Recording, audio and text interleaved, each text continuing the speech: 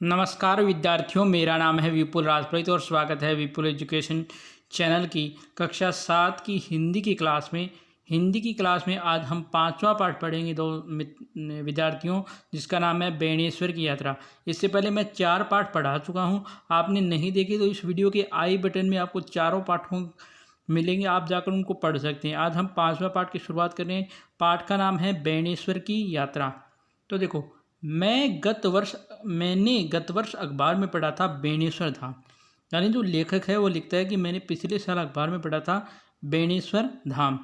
यहाँ माघ शुक्ल एकादशी से कृष्ण पंचमी तक मेला बढ़ता है। यानी माघ शुक्ल एकादशी, यानी शुक्ल, देखो आपको पता है कि हिंदू जो महीने होते हैं उनके अंदर जो 2 पक्ष होते हैं हर महीने के, शुक्ल पक्ष जिसको अपनी भाषा में कहते हैं चांदनिया, और कृष्ण पक्ष जिसको कहते हैं अंधेर पक्ष। तो ये जो मेला है बेणेश्वर का, ये माघ शुक्ल एकादशी यानी जो माघ यानी माँ जिसे कहते हैं, माँ की चांदन की 11 को भरता है, और कृष्ण पंचमी तक यानी जो माघ के बाद अगला महीना रहता है जिसे आश्विन या आशोज कहते हैं, उसके बाद जो महीना आता है आश्विन या आशोज, उसके कृष्ण पंचमी तक ये मेला बढ़ता है। माघ के बाद चैत्र आता है, चैत्र कृष्ण पंचमी तक। माघ शुक्ल एकादशी से चैत्र कृष्ण पंचमी तक ये मेला बढ़ता है। गुजरात, मध्य प्रदेश तथा राजस्थान के लोग इसमें भाग लेते हैं। यानी 3 स्टेट के लोग यहाँ पर आते हैं। गुजरात के लोग भी आते हैं, मध्य प्रदेश के भी आते हैं, राजस्थान के आते हैं। समाचार बहुत ही रोचक था। यानी रोचक मतलब बहुत अच्छे जानकारी देने वाला था। मेरे मन में ये मेला देखने की प्रबल इच्छा जागृत हुई। यानी यह मेला देखने की मेरे मन में प्रबल यानी बहुत तीव्र इच्छा जागृत हुई। यानी जैसे छोटे बच्चे के मन में तीव्र इच्छा जागृत हुई, यह चीज़ चाहिए, उसी प्रकार लेखक के मन में इच्छा जागृत हुई कि मुझे भी इस मेले में जाना चाहिए। हाँ कहते साल बीत गए, यानी सोचते सोचते साल बीत गया। मैंने तैयारी तो कर रखी थी। आखिर माघ शुक्ल एकादशी नज़दीक आ गई और मैं बेणेश्वर धाम के लिए रवाना हो गई। यानी उसने सोच रखा था कि मैं मेले में जाऊंगा, और जैसे ही माघ शुक्ल एकादशी नज़दीक आई, मैं बेणेश्वर धाम के लिए रवाना हो गया। चांदनी रात थी, यानी चांद की पूरी चांदनी, जैसे मतलब जिसे चांदनी रात कहते हैं, वैसे चांदनी रात थी। मैं बस में सवार था, यानी बस से वह बेणेश्वर धाम जा रहा है। बस अरावली की पहाड़ियों को चिरती हुई बेणेश्वर धाम की ओर बढ़ रही थी। यानी जो बस थी ये अरावली की पहाड़ियों को चिरते हुए कहाँ जा रही थी? बेणेश्वर धाम। यह तीर्थ स्थान डूंगरपुर और बांसवाड़ा जिले की सीमा पर स्थित है। यानी ये जो तीर्थ स्थान है बेणेश्वर धाम, ये डूंगरपुर और बांसवाड़ा दोनों जिलों की सीमा पर स्थित है। इसे आदिवासियों का कुंभ कहा जाता है। यानी बेणेश्वर धाम को क्या कहा जाता है? आदिवासियों का कुंभ। बस बाएं ओर मुड़ी, यानी बस किस तरफ बनी? बाएं ओर। माऊजी महाराज ने जय की आवाज़ के साथ मेरी नींद खुल गई। यानी जो लेखक है सो रहा था, तो वहाँ पर आवाज़ आई, माऊजी महाराज ने जय के साथ उसकी आवाज़ नींद खुली। लोग आपस में बात कर रहे थे, यानी बातचीत कर रहे थे। अरे हाबलो गयो, हमें तो बेणेश्वर धाम से 100 किलोमीटर ही रह गयो है। यानी वो मतलब बागड़ी भाषा में से बात कर रहे थे कि अरे हाबलो गयो, अभी तो मतलब हावड़ा को स्थान है वो आ गया, बेणेश्वर धाम अभी 100 किलोमीटर दूर है। यह तो सोम जख्म और माई नदी के संगम पर बने एक टापू पर स्थित है ना। मतलब लेखक ने पूछा, इया बनेला शिवजी ना मंदिर ने बेण का ईश्वर काए। यानी बागड़ी में कहा गया कि यही बनेला शिवजी ना मंदिर बेण का ईश्वर काए। अरे इसलिए तो इस स्थान का नाम क्या पड़ा? बेणेश्वर पड़ा है। सब हंस पड़े। कुछ ही देर में क्या आ गया? साबला, यानी जो हावलो कर रहे थे वही साबला स्थान आ गए हैं। बस रुक गई। आज माघ शुक्ल एकादशी है, आज से ही जो मेला है वो प्रारंभ हो गया। यह मेला 10 दिन तक चलेगा और पंचमी को पूरा होगा। मुख्य मेला पूर्णिमा तक रहता है। यानी ये जो मेला है वो 10 दिन तक चलेगा और मेन जो मेला है वो पूर्णिमा तक रहता है। मैं बेणेश्वर टापू पर पहुंचा। यानी लेके कहाँ पहुंचा? बेणेश्वर टापू। लगभग 240 बीघा क्षेत्र में फैला हुआ टापू था। टापू की मतलब जो लंबाई चौड़ाई है वो थी 240 बीघा में ये फैला हुआ था। यहाँ बहुत सारे मंदिर थे, यानी कई मंदिर थे। मेरी नज़र शिलालेखों पर पड़ी। अब देखो विद्यार्थियों, शिलालेख का अर्थ है पत्थर पर लिखी हुई, पत्थर पर जो लिखावट की जाती है या लिखा जाता है उसको शिलालेख कहते हैं।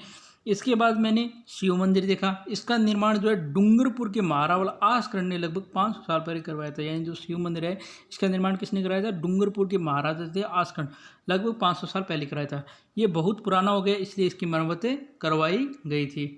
कहते हैं इसी मंदिर में बैठ कर जो माऊजी महाराज ने अपना चोपड़ा लिखा था, यानी जो अपनी मतलब जो बातें लिखी थी वो उसको चोपड़ा कहते हैं। माओ जी इस क्षेत्र के प्रसिद्ध संत हुए, यानी बानेश्वर जो क्षेत्र है डूंगरपुर या बांसवाड़ा का, वहाँ के प्रसिद्ध संत हुए माओ जी।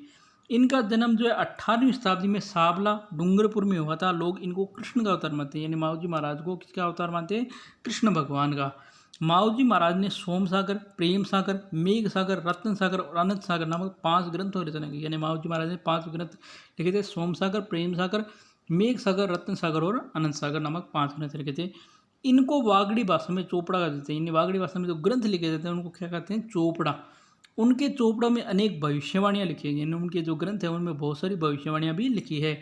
ऐसा विश्वास है कि इस चोपड़े की भविष्यवाणी अब तक सही साबित है। यानी जो जो उस किताब में लिखा गया है या ग्रंथ में लिखा गया है वो भविष्यवाणी सही हुई है।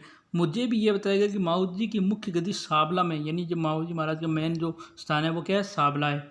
माओ जी के बाद उनकी पुत्रवधि जन कंवरी गद्दी पर बैठी है, वह लगभग 80 साल तक गद्दीपति रही। यानी उनके बाद जो है उनकी जो बेटे की बहू है जन कंवरी, वो गद्दी पर बैठी और लगभग 80 साल तक गादीपति रही।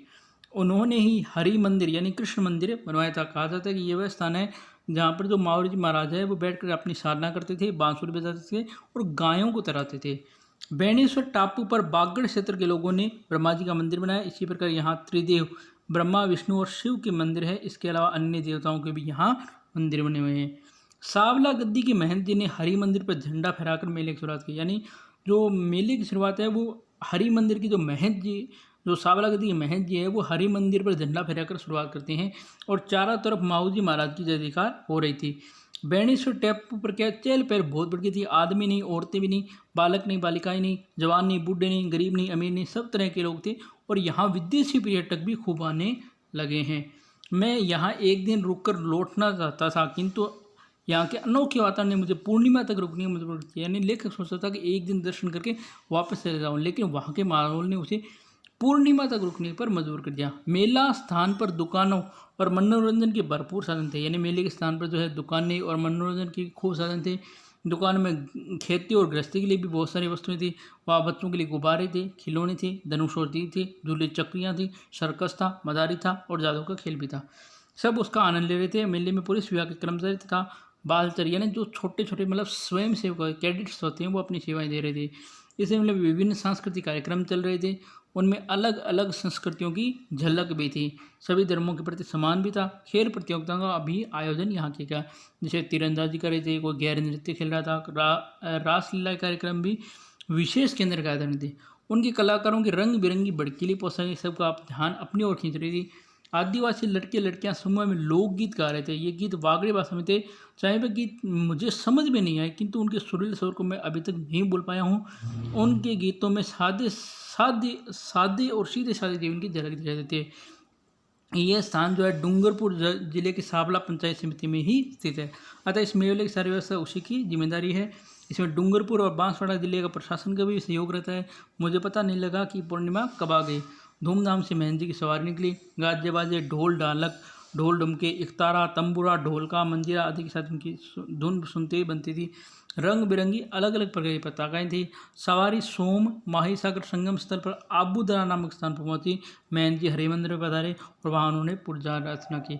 मुझे किसी ने बताया था कि यहाँ के रग रग में ये पंक्ति रची बची है, वह है महिसागर नु पानी ने माओ जी नी वाणी। एक बार फिर आकाश में माओ जी के गगन भेदी जयकारों ने गूंज उठा है। पूर्णिमा के दिन आदिवासियों की संख्या सबसे अधिक थी। कई लोगों के हाथ में साउडी थी, उसमें उनके परिवारों के फूलों की अस्थियाँ थी। जिनका वित्तीय वर्ष निधन हो गया था उन्हें संगम स्तर पर अपनी युगों परंपरा के अनुसार उनकी अस्थियों को प्रवाहित किया। उसके बाद स्नान किया, खाना बनाकर खाया और घर लौट गए। मैं भी बेणेश्वर धाम की मीठी यात्राओं को लेकर लौट आया। बेणेश्वर में बेण यानी बांस के पेड़ अधिक होते हैं। कहते हैं कि यहाँ दैत्यराज बलि ने भी यज्ञ किया था। तो ये दोस्तों आज की हमारा पाठ था। पाठ आपको कैसा लगा? एक छोटी सी कहानी है लेखक की, जो बेणेश्वर धाम है उसके प्रति यात्राएं हैं उसके प्रति ये पाठ था। कल जो है हम अगला छठा पाठ पढ़ेंगे जिसका नाम है मित्रता। तो आपको भी पाठ पहले पढ़ के आना है। तो देखो शब्दार्थ इसमें देखो, प्रबल का अर्थ होता है दृढ़ या ताकतवर, टापू का अर्थ होता है जमीन का विभाग तो चारों से जल से गिरा हो, शिलालेख कहते हैं पत्थरों पर लिखे गए लेख को, जनसमय लोगों का समय, हावे यानी अब, हाबलो यानी साबला जो जगह का नाम है, रईग्यो यानी रह गया, बनेला यानी बना हुआ, कई यानी कहते हैं, प्राचीन यानी बहुत पुराना, संगम यानी मिलने का स्थान, सो यानी छः, अविज्ञो यानी हा गया, या यानी यहाँ और मंदिर यानी मंदिर। बेणेश्वर धाम का मेला कब पड़ता है? तो बेणेश्वर धाम का मेला माघ शुक्ल एकादशी से कृष्ण पंचमी तक पड़ता है। मेले में कौन कौन से प्रदेश के लोग आते हैं? तो यहाँ पर गुजरात, राजस्थान और मध्य प्रदेश के। माओ जी का जन्म कहाँ हुआ था? साबला ग्राम, डूंगरपुर जिले में। बेणेश्वर का मुख्य मेला जो है वो पूर्णिमा को पड़ता है। खालिस्तान में आप क्या रखोगे? पूर्णिमा। खालिस्तान को आदिवासी हुकुम कहा जाता है, खालिस्तान में आएगा बेणेश्वर धाम। माओजी महाराज का जन्म खालिस्तान सावला में हुआ था। बेणेश्वर किन किन नदियों पर स्थित है? तो ये आपकी 3 जो नदियां हैं, माही, सोम, जाकम। शिव मंदिर किसने व कब बनवाया? तो शिव मंदिर जो है डूंगरपुर के महारावल आस्टर ने बनाया था 500 साल पहले। मेले की सारी व्यवस्था किसके निर्देश में होती है? तो मेले की सारी व्यवस्था जो है सावला ग्राम पंचायत और डूंगरपुर और बाड़मेर, डूंगरपुर और जो आपके बांसवाड़ा है, इसके प्रशासन में। माओजी महाराज द्वारा चित्रित ग्रंथ और नाम लिखे जो प्रेम सागर, माघ सागर, मेघ सागर, रतन सागर जो ग्रंथ हैं उनके हैं। माओजी के बाद गद्दी पर कौन बैठा था? उनकी पुत्र वधु जनकंवरी देवी जो 80 वर्ष तक गद्दी पर रही। मेले की शुरुआत कैसे होती है? जो हरि मंदिर के महंत जी हैं, ये जो सावला गद्दी के महंत जी है, वो हरि मंदिर पर झंडा फहराकर शुरुआत करते हैं। मेले में आदिवासियों की संख्या पूर्णिमा के दिन सबसे अधिक कौन थे? कारण से लिखे, तो इसमें आपको कारण आ गया था कि वो अपनी जो मतलब अस्थियां प्रवाहित करने के लिए आते हैं बड़े बुजुर्गों की, वो लिखना है। बेणेश्वर मेले का वर्णन अपने शब्दों में कीजिए, या आप अपने हिसाब से इस पाठ को संक्षिप्त में लिख सकते हैं। ठीक है, तो दोस्तों आज हमने पाठ पढ़ लिया। आपको पाठ पढ़ के कैसा लगा? वीडियो आपको अच्छा लगा और ये क्लासेज आपको अच्छी लग रही है तो इस वीडियो को ज़्यादा से ज़्यादा देखा करो, अपने दोस्तों के साथ इसको शेयर किया करो, लाइक किया करो और कमेंट करके जरूर बताया करो आपको क्लासेस कैसी लग रही है। तो वीडियो अच्छा लगा जरूर लाइक करें, शेयर करें, कमेंट करें। चैनल को सब्सक्राइब नहीं किया तो चैनल जो है विपुल एजुकेशन नाम होता है, उसके पास में सब्सक्राइब नाम लिखा हुआ होता है, उसको आप दबाओगे तो चैनल सब्सक्राइब हो जाएगा और पास में एक घंटी है, उसको दबाने पर जो सारे वीडियो हम डालते हैं वो आपके पास पहुंच जाएंगे। तो धन्यवाद दोस्तों, जय हिंद, जय भारत, घर रहें, स्वस्थ रहें।